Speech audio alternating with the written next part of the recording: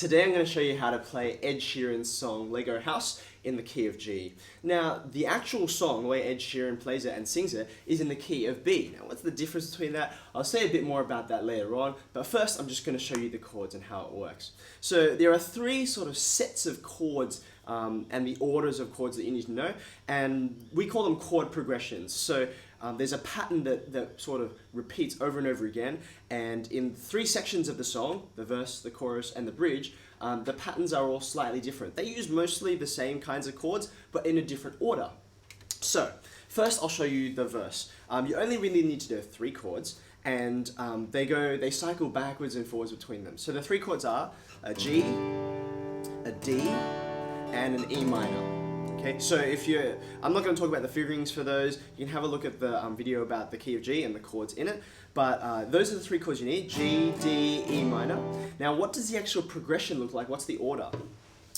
Well, you're going to go just from the G to the D to the E minor, and then backwards again in the same order to the D and then to the G. So it's kind of like a math teacher. It's like a palindrome. So G, D, E minor, D, G, and back again. So like so. G, D, E minor, D, G. And you're now back to the start. D, E minor, D, G. That's the whole progression for the whole verse. That just repeats over and over again. This is what it sounds like. I'm gonna pick up the pieces, build a Lego house. If things go wrong, we can knock it down. See that G, D, E minor, D, G, that sort of back and forth, repeats every line of the verse over and over again. So, a couple of things now to note about them.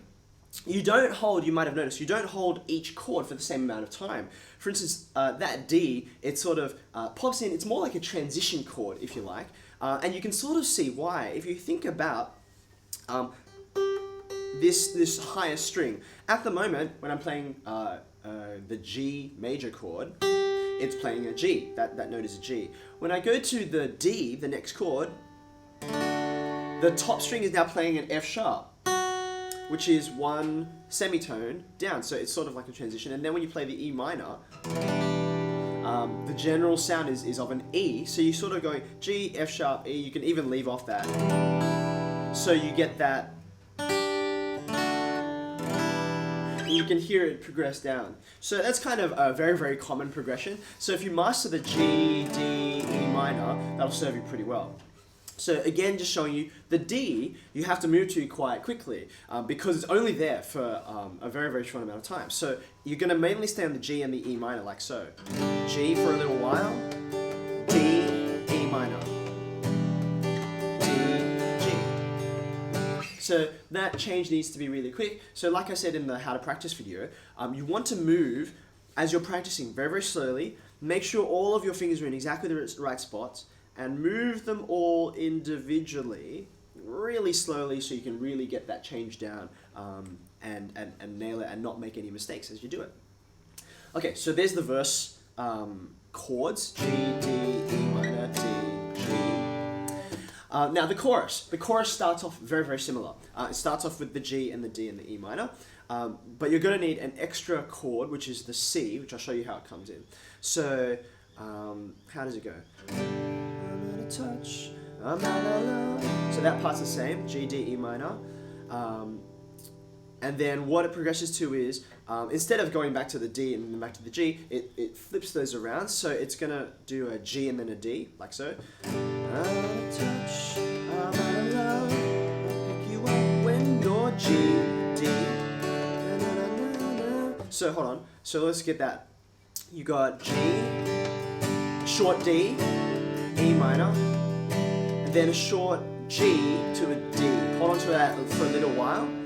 Now, for this next pip, we're going to do a G chord into a C chord, but it's actually a G with a B bass. I mentioned that sometimes they change the bass note. So instead of playing the full G, which looks like this, and it's got that's the lowest note, the bass note, that's the G, I'm only going to play the fifth string here, 1, 2, 3, 4, 5.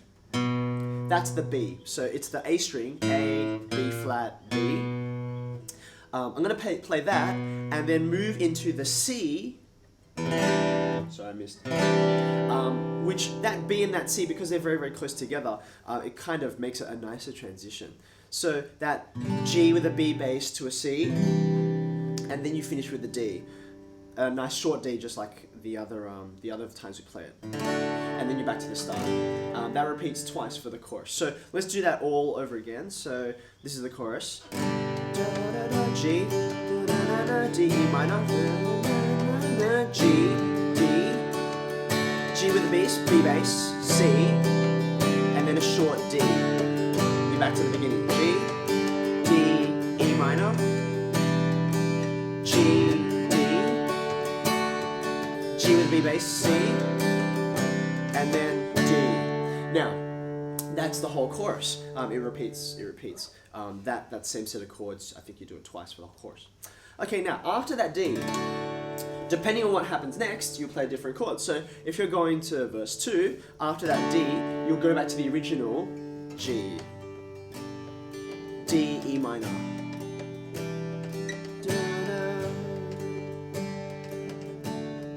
So this is one of the reasons why it's a nice simple song. In between the chorus and the verse, he just plays the same chords that he plays in the verse anyway. So if you're going from the chorus to the verse, you're going to go from that last D in the chorus to a G. But when you go from the chorus to a bridge, well, not a bridge, the bridge, it's different. So instead of going from that D to a G and the verse chords, I'll show you the bridge chords now. So that final D in the chorus will go to an E minor, to a D, to a C, back to a D, and then a C, and a short D to end. So let me actually play it with the vocal. So this is the end of the chorus.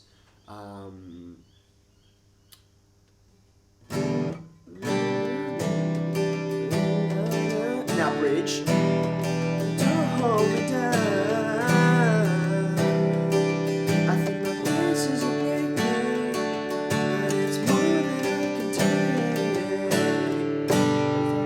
take. Now, so it goes back to the pre-chorus, which is the same as the verse anyway. So let me go through those chords again with the timing. So this is the end of the chorus, how it sounds. I think I love you better now. So here's the bridge now. E minor, short D, C, hold on to this D, hold on to this C, and then a short D. And you're off into the last pre-chorus, which is the same as the verse, which is G, D, E minor.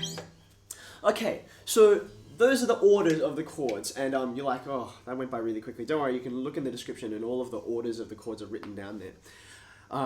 A couple of things to note about the rhythm and how that changes. So, because I'm just playing it with an acoustic guitar and that's all I'm using, what the drums and the bass guitar and his Ed Sheeran's acoustic guitar, all of the things that those do together as they rise in intensity and drop down and get quieter, you sort of have to do all of those things on the one instrument, which is fine. An acoustic guitar is quite good for that. A piano is also the same. So how do you vary between them? Well, in simple terms, you want to make sure between the verse and the chorus and the bridge, there's a difference in the intensity that you play. So the verse will be the quietest, the chorus will be a bit louder, and then the bridge is the loudest. The ending choruses are also quite loud, and then they settle down. So this is what I mean by, and I'll talk a little bit more about this in a rhythm video later on. But for instance, notice the difference between playing like this.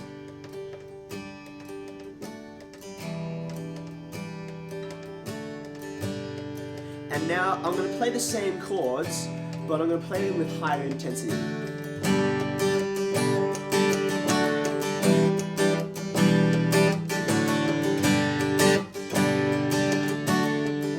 So you can sort of get, not only is there a volume difference because I'm striking the strings harder in the second version, but I also vary up the actual rhythm that I play to sort of indicate, okay, I'm generally playing more notes, I'm And I'm adding more volume, not just by playing harder, but by how many notes I actually play. So, you want to make sure there's that difference between the verse, the chorus, and the bridge. Otherwise, in terms of tone, the whole song will feel quite flat, and there isn't the same sort of emotional journey that goes through the verse and the chorus and the bridge. Also, you'll notice in the actual song, there are times when he stops playing. So that tends to happen, I think, just as in the pre-chorus, when he sings really fast, going into the chorus, that's when he tends to stop. So for instance, he goes, "It's dark and cold December, I got you to keep me warm. It's broken now, I'll mend you, it'll keep you sheltered from the storm that's raging on now." So you can see at the very end, as he's just about to ramp up into the chorus, instead of just progressing through G, D, E minor, D, G, on one of the E minors, he stops and lets the vocal ring out and have more emphasis. So you want to let that actually ring out. You can either let it ring out, so it's dark and cold December, it's broken now, I'll mend you, and I'll keep you sheltered from the storm that's raging on now. I'm out of touch. So you can see there, that last E minor, I played it and I just let it go quiet naturally. So that's letting the chord ring out. Alternatively, you can stop the chord playing by muting the strings with the palm of your hand that's strumming. So you can see the way that I did that was simply you just tap the strings. That's all you have to do. So like this. Okay. Alternatively, you can let go of your fretting hand. That'll also do it, which I sort of did there. But the problem with that, or the difference is, the strings you let go of will stop playing their notes, but the other strings, if they're open, if you're not fretting them with your fingers, they'll just keep on making noise. So it doesn't have the same effect as if you mute everything. I think that's mostly it in terms of how to play the song. Now, why am I playing this in the key of G and not in the actual key that the song is in, which is B? So let me talk this through. Firstly, my voice cannot reach the same kinds of high notes that Ed Sheeran's voice can hit. So what I'll do is, what does it mean that a song is in the key of G versus the key of B? B sounds like it's lower than G because it's earlier in the alphabet. So when you think about it musically, there's it's a scale that goes round and round and round. So here's the note G. Where is B in relation to G? Well, at least the way I'm playing it, I would go up. I would go higher. So I would say G, G sharp, A, B flat, B. So there's the note B, and there's the G, and there's a 4, 1, 2, 3, 4 semitone difference between those two notes, and therefore between those two keys. So going from B, the original, down to G makes it a lot more manageable for the vocal. Now, that process of changing the chords is called transposing. So you're taking all of the chords from the family of B and moving them down to all of the chords in the family in the key of G. Now, suppose you do actually want to play along. You have no interest in singing the actual song. You're like, yeah, no, that's not my thing. Not really my thing either. But anyway, how would you change it? You could change the actual shapes of the chords that you play. So instead of playing a G, I could play an actual B shape, like so. And then I could change all of the chords accordingly. Chords accordingly. Anyway. But a simpler way, especially if you want to play with the nice, easy chords that belong to the key of G, is you can take your capo, if you've got one, and you remember I said that the key of G is 4 semitones lower than the key of B. So if I want to go from G to B, I've got to go 4 semitones up. So you get your capo, and 4 semitones means you put it on the 4th fret, like so. So now I'm going to play all the same shapes, but I'm going to play them up here, and they're going to sound, instead of sounding like this, which is in without the capo,